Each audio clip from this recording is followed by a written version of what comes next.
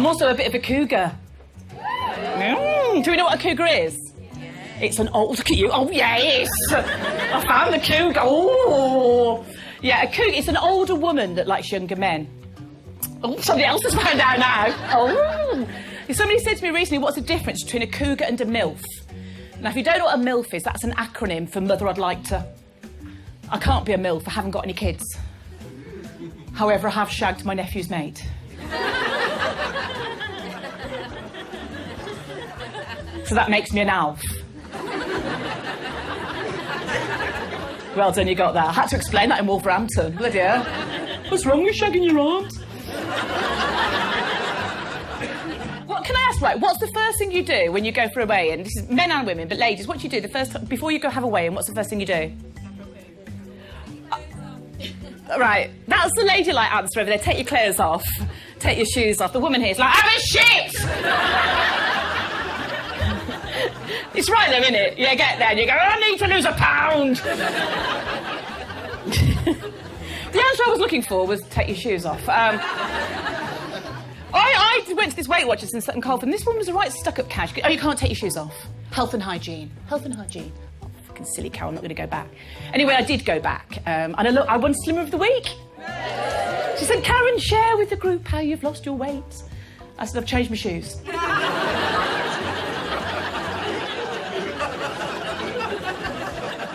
It was the middle of winter and I was wearing flip-flops, but I thought, fuck you.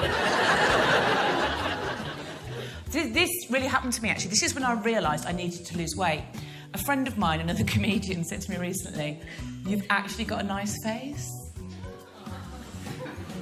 Oh, it gets worse. If you lose 2 stone, I'll shag you. I said, what about half a stone for a finger? If anybody knows who's lost weight, you know this happens, don't you? People come up to you and go, oh, I can tell you've lost weight. You can see it in your face. I've lost 2 fucking stone. How big was my face? And why didn't anybody tell me? Here comes Moonface. I also joined a gym as well. And if you're going to the gym, I go to the gym during the day. If you've ever been to a gym during the day, you'll notice it's full of really old people. If you notice, it's really old people. I went to aqua aerobics the other day, right? It's like a scene from Titanic. There were loads of old people just clinging onto anything that floated. At one point, a set of teeth and a tenor lady floated past. I was like... And the gym I go to, the women never speak to the ladies. The women at the gym don't speak. And the other day, I apologise, this is really horrible. The other day, right, we found a poo in the ladies' shower. Isn't that gross? I know, but you know what? It was instant bonding. Oh my God, that's disgusting, awful, dreadful. Let's go for coffee. Yes, let's go for coffee. Christ, things I do to make friends. I am a geese bird. I'm a geese bird. I'm a big football fan. Have we got football fans in? I'm a West Brom fan. Okay, now they're in tonight. Hello, lads. All right, Bob. Oh. So let's see if we've got West Brom fans. Villa. Oh, bless. Wolverhampton. Oh, listen to you know what? I'm one of those fans that likes all the teams, but Wolverhampton, bless your little hearts. They're not the brightest fans in the league, are they? You go to the Wolves ground, you hear them singing, we are the Wolves fans, yes we are, we're not as thick as you think we am. I'm a big football fan. I go to all the games, right, and I go with my friend Adrian, and this is a true story, right, West Brom. All right, we're a bit shit, if we're honest. You know, we're doing all right at the moment, but the first game of the season was West Brom against Man City, right? It was men versus boys, because Man City, at the beginning of the season, they were brilliant. We were shit. And my friend Adrian, he buggers off and goes and buys a pie. Anyway, he comes about to sit next to me. Halfway through the first half, he turns around and he goes, fucking hell, we're 3-0 down and my pie's still hot. I also go to my sister-in-law sometimes as well, and she's brilliant because she doesn't know anything about football. And a few years ago, it's about 10 years ago now, I took her to the West Brom Birmingham City game. Hey. Oh, bless. Hey. And she didn't know the managing director of Birmingham City is Karen Brady, right? My name's Karen Bayley. We sat there, all the Albion fans started to sing, Karen Brady is a slag. And my sister-in-law went, how do they know we're here? I used to be a teacher. I used to be a supply teacher in the city Birmingham. It's true, I went into school one day, this 10-year-old child said, "You can't hit me, because if you do, you'll lose your fucking job." I walked him, bent down and I whispered in his ear, "You might be the one. I lose my job over."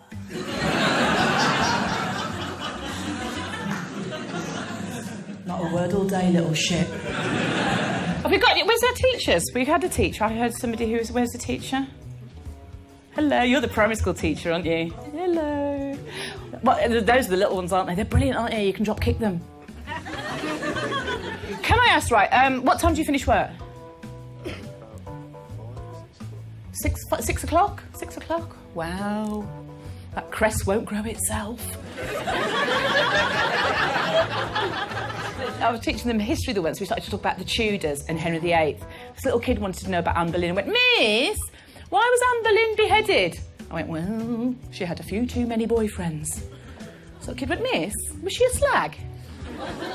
"Yeah." So the little kid went, "Miss, does that mean my mum's going to get her head chopped off?" "Yeah."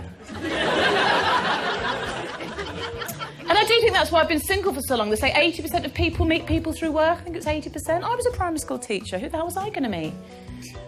Mind you, I did try speed dating. Well, it was parents' evening.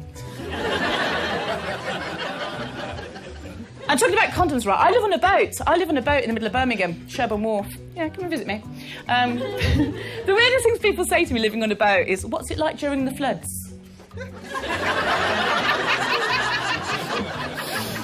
It goes up. I get a slightly better view. It does get a bit crowded with all the animals.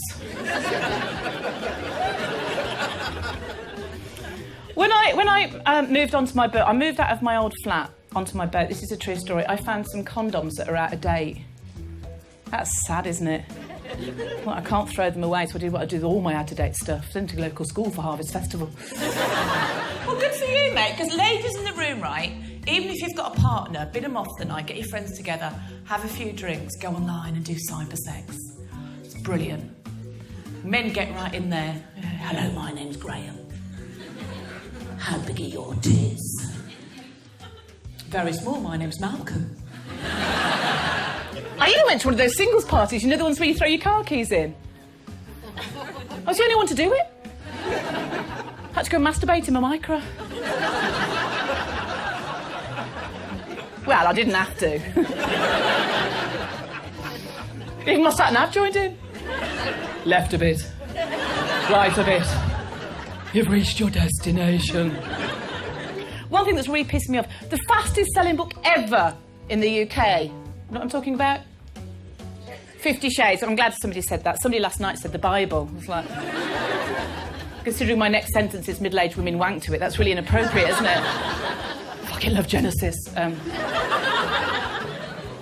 The problem I have with this book, not only is it really badly written, the sex in it is ridiculous, right? So these are some of the quotes, see what you think. "He breathed on my nipple." I'll say that again. "He breathed on my nipple. I smashed into 1,000 pieces." Bollocks. When he does touch a nipple, he took my nipple between forefinger and thumb, elongating it. What's it made out of? Plasticine? Who is she? Pinocchio nipple? Are you coming? Yes. Ooh. All the way through the book, they have sex 6-7 times a night. At no point does this woman ever reach for a glass of cranberry juice.